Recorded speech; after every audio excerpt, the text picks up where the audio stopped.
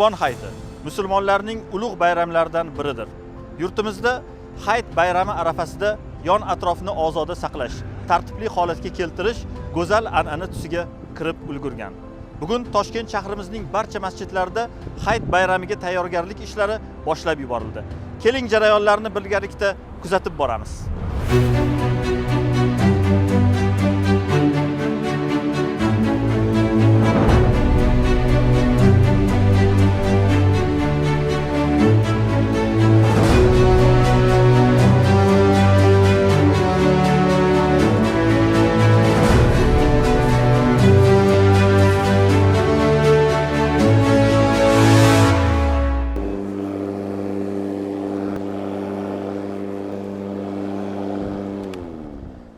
Qutlug' ayyom shukuhi bugungi kunda barcha maskanlarda sezilib turibdi.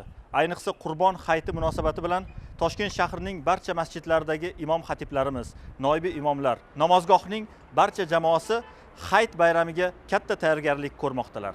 Albatta bu kabi ishlar insonning qalbiga shodlik ulashadi, bayramona kayfiyatni o'zida aks ettiradi.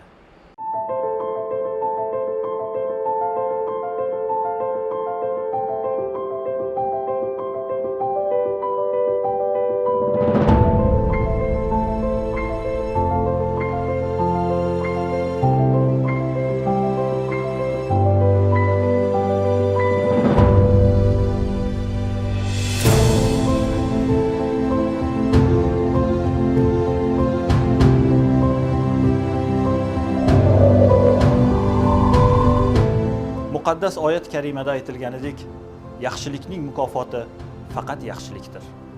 Shunday ekan, mana shunday muborak kunlarda savobli amallarni ko'p qilsak, bir-birimizdan mehr oqibatimizni ayamasak, yaratgan ham bizdan rozi bo'ladi. Demak, ushbu kunlarning qadriga yetaylik. Qilgan ishlarimiz faqatgina yaxshilik bo'lsin.